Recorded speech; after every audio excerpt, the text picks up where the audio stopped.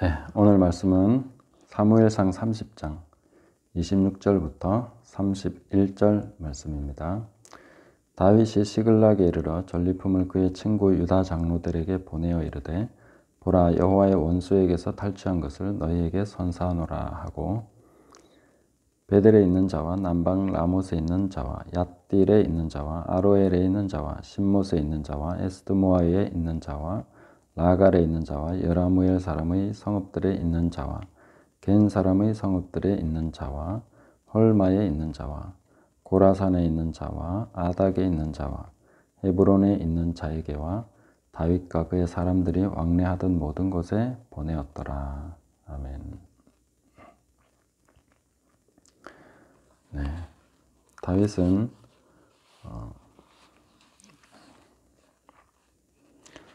아말렉이 시글락을 침노했던 그 일은 다윗에게 두 가지 좋은 결과를 안겨주었습니다.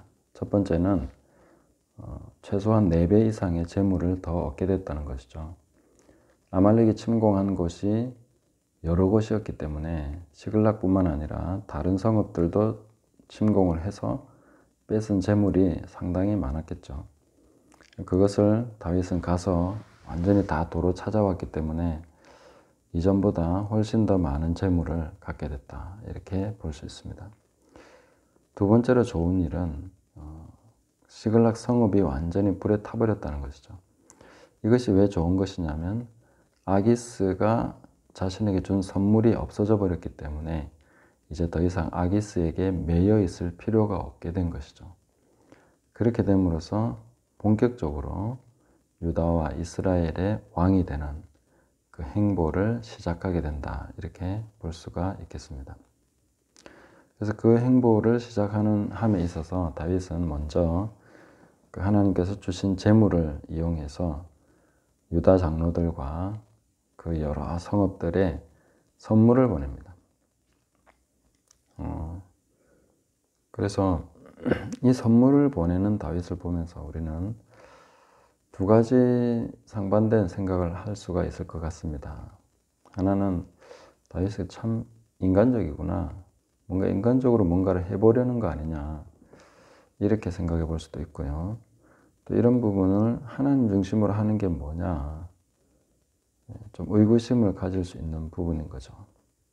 분명히 다윗이라는 사람은 하나님 중심으로 살았을 것인데 이 모습은 인간적인 것 같다, 이런 의구심을 가지고 이 본문을 한번 보면은 우리가 여러 가지 두 가지 상반된 해석이 가능하리라고 생각합니다. 신본주의, 인본주의, 그런 얘기를 보통 쓰게 되는데요. 이런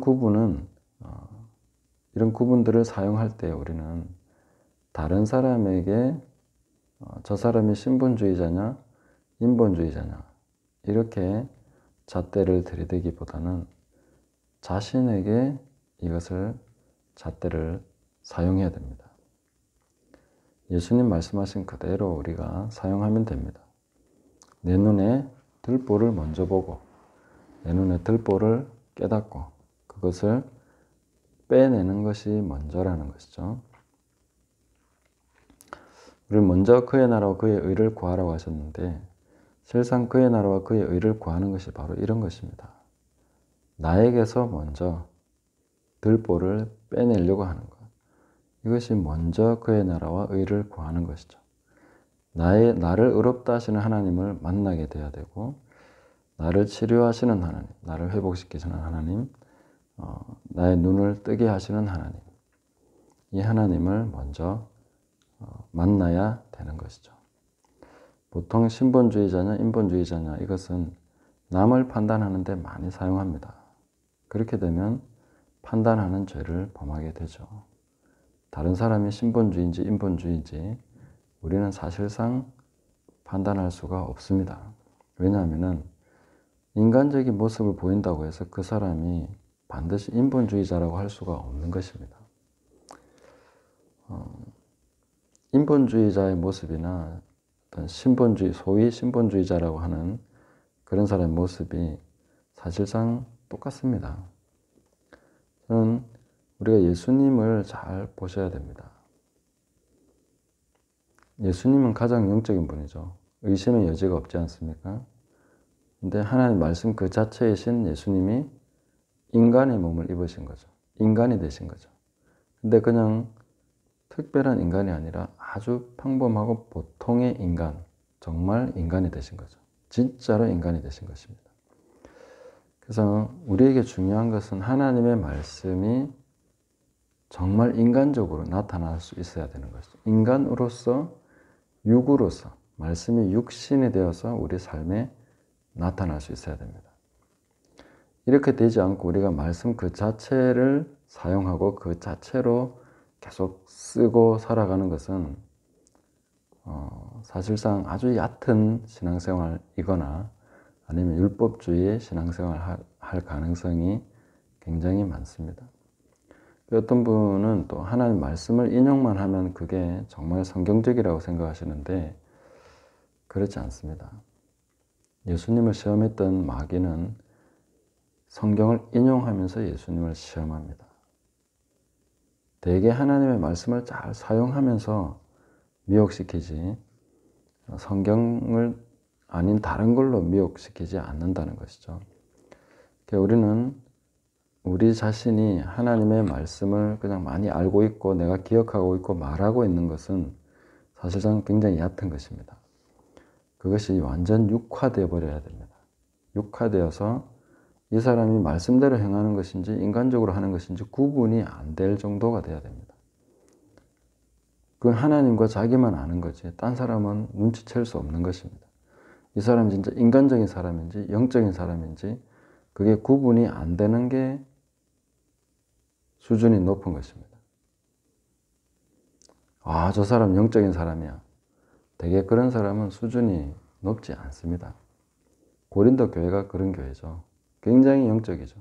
은사와 모든 것에 탁월하고 부족함이 없는 신령한 어떤 그런 은사에 대해서는 정말 부족함이 없는 그런 사람들인데 사도 바울은 어린아이라고 얘기했습니다.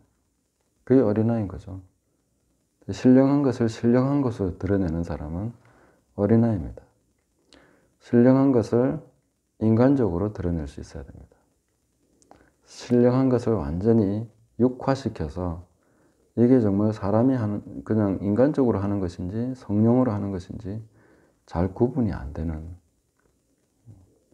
그런 것이 더 좋은 것이다 이렇게 봐야 됩니다. 다윗은 인본주의자냐 신본주의자냐? 네, 당연히 다윗은 신본주의자겠죠. 그러나 지금 하고 있는 행동은 정말 지극히 인간적인 그런 선물을 베풀어서 환심을 사고자 하고 이 사람들에게 뭔가를 이렇게 얻게 되는 거죠. 나중에 이제 31절에 보면 헤브론에 있는 자에게도 선물을 보냈는데 다윗이 왕으로 제일 먼저 기름 부음 받는 곳이 헤브론입니다. 자기가 선물한 그곳에서 또 자기가 선물을 나눠줬던 유다 장로들이 제일 먼저 나서서 다윗을 왕으로 추대하고 그런 일을 시작하게 되는 것이죠. 그래서 잠언 말씀에는 이렇게 말씀하고 있습니다. 사람의 선물은 그의 길을 넓게 하며 또 존귀한 자 앞으로 그를 인도하느니라. 선물 주기를 좋아하는 자에게는 사람마다 친구가 되느니라. 9절을 잠언 18장 16절입니다. 그리고 잠언 19장 6절 이렇게 선물에 관한 다윗의 이 행위와 아주 잘 맞는 부분이죠. 다윗은 지혜롭게 행했습니다. 그리고 예수님이 말씀하신 것처럼 불의의 재물로 친구를 사겨라. 불의한 청지기가 주인의 재물을 가지고 막 친구들에게 나눠줬죠. 나눠줬다기보다 탕감시켜 줌으로써 준 거나 똑같은 효과를 얻게 된 것이죠. 그렇게 해서 그 사람들이 친구가 된 거죠. 다윗도 똑같습니다. 하나님이 주신 것이죠. 하나님의 것이죠. 다윗 입장에서는 전리품이 하나님의 것입니다. 주인의 것이죠. 우리가 가진 모든 것이 다 주인의 것이죠. 제 것이 아닌 거죠. 그것을 가지고 우리가 해야 될 일은 하나님의 말씀대로 지혜롭게 행함으로써 그 앞길을 넓히고 준비하고 이런 일들을 해야 되는 것입니다. 저는 사실 영적인 것을 영적으로 막 드러내는 분들을 뭐 사랑합니다만은 그렇게 가까이 하는 것은 상당히 부담스럽더라고요. 그런데 영적이지만 그것이 숨겨져 있는, 덮여져 있고 인간적인 모습으로 나타나는 그런 분들을 저는 편안해합니다. 예. 그런 분들이 저보다 수준이 높기 때문에 제가 굉장히 편하게 대할 수 있는 분들이죠. 우리도 사실 좀 사람을 만나면 긴장시키는 사람이 아니라 좀 편안해지는 그런 사람이 되면 좋겠습니다. 어린아이도 편안해질 수 있는 사람. 예수님처럼 그런 사람이죠. 예수님은 어린아이들이 막 쫓아가서 만나고 싶어하는 그런 분이었죠. 그러니까 영적인 사람이 영적인 것으로 자기를 드러내기보다는 그것을 한 단계 더 바꿔서 육화된 그런 삶으로서 다른 사람들에게 전해줄 수 있어야 되겠습니다. 뭐 저는 예를 들어서 이제 어떤 집에 방문하거나 이렇게 할 때 가능하면 선물을 가져가려고 뭔가 하나라도 들고 가려고 이렇게 노력합니다. 근데 이 습관이 잘 안 돼 있어 가지고 한 번씩 잊어버리기도 하고, 또 저를 찾아오시는 분들이 있으면 꼭 뭔가를 챙겨 드리려고 생각은 하는데 또 잊어버리기도 하고 그렇습니다. 그러나 되게 상당히 그런 방면으로 살아보려고 노력하고 있습니다.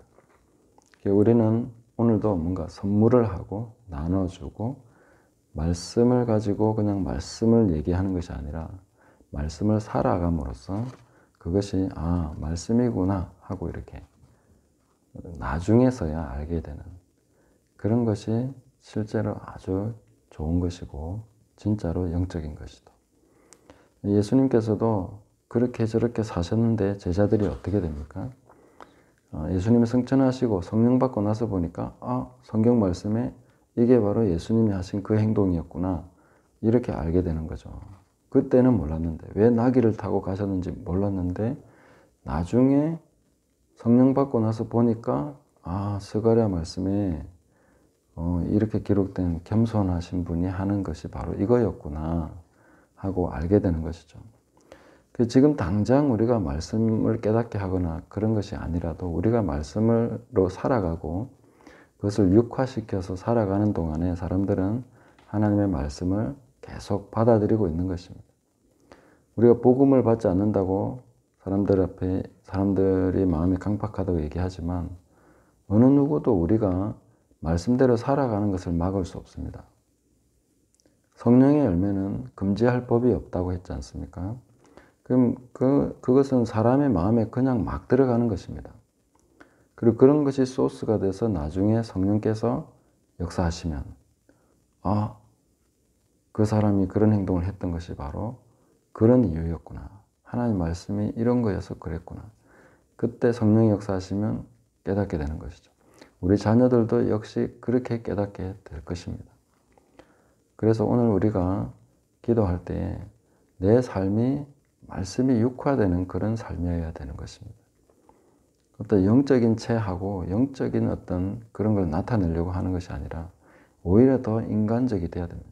예수님이 말씀이 육신을 입으신 것처럼 우리에게 말씀이 살아있다면, 내 속에 하나님 말씀이 있다면 그것을 육화시켜서 나타내야 됩니다. 말씀 그 자체를 집어 던지는 것은 그렇게 효과적이지 않습니다.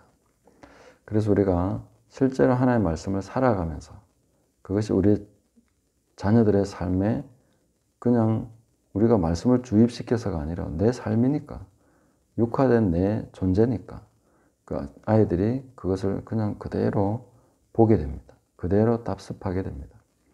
그리고 나서 아빠가 전에 했던 이 행동이 바로 하나님 말씀 때문이었구나. 예수님이 이렇게 말씀하셔서 아빠가 그렇게 했구나. 이런 것을 그때 가서 알게 되면 얼마나 큰 감동과 교훈이 되고 그 아이들의 심령에 하나님 말씀이 살아있는 그런 것이 될 수가 있겠습니까? 그래서 오늘 이 말씀을 통해서 우리가 하나님의 말씀이 육화된 저 사람 인간적이야 라는 얘기 들어도 좋습니다. 오히려 그게 더 좋은 것이죠. 인간적인 사람이 되십시오. 인간미가 넘치는 사람이 되십시오. 영적인 사람이 되려고 하지 말고 영적인 것을 녹여서 인간적인 사람이 되려고 해야 됩니다. 그럴 때에 진실로 영적인 삶을 살아가는 것입니다. 진실로 하나님의 말씀을 살아내는 사람이 되는 것입니다.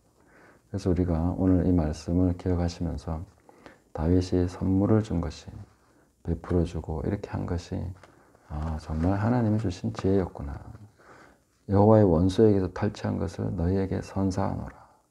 하나님이 주신 것을, 하나님이 선물로 주신 것을 나도 너희에게 베풀어 주노라. 인간적으로 한 것 같지만 하나님께서 그것을 통해서 다윗을 왕으로 세우시는 그런 중요한 길잡이 역할을 하게 하셨다 하는 것을 꼭 기억하시면서 오늘 내가 인간적인 것이라고 거부한 것이 있다면 그것을 다시 하나님 말씀 안에서 한 번 더 갈무리하고 한 번 더 되새김질하고 그래서 하나님 말씀이 이제 육신을 통해서 내 입을 통해서 내 손발을 통해서 사람들에게 증거되고 전달될 수 있도록 하는 이런 삶이 무엇인가 하는 것을 좀 더 고민하고 성령께서 이런 삶으로 우리를 인도해 주시기를 기도하고 그렇게 하나님 말씀을 사모하시면서 또 성령님과 함께 동행하는 복된 날 되시기를 예수님의 이름으로 축복합니다.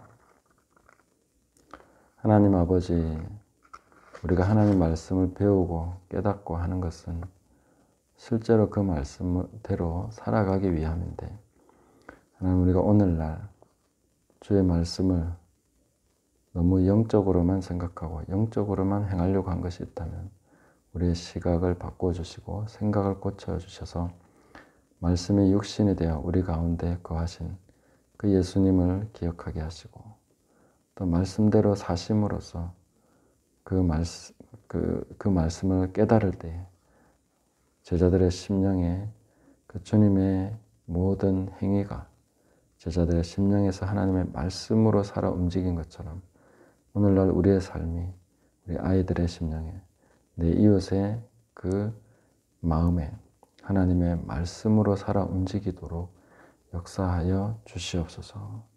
성령께서 행하시는 성령의 열매는 금지할 법이 없다 하셨사오니 우리가 말씀이 육신으로 성령의 열매를 맺어 하나님께 영광 돌리고 그 많은 사람들에게 그 하나님의 말씀을 증거하는 증인의 삶을 살아갈 수 있도록 인도하여 주시옵소서.